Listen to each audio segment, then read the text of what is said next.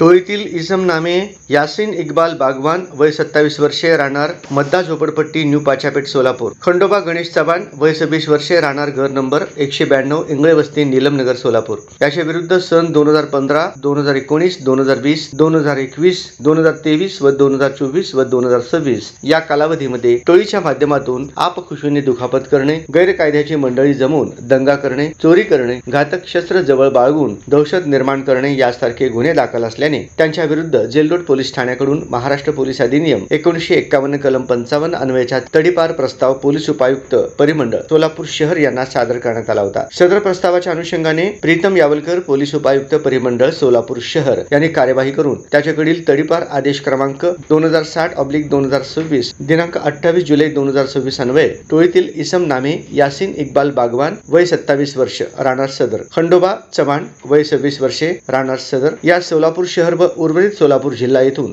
2 वर्षाकरिता तडीपार केले आहे.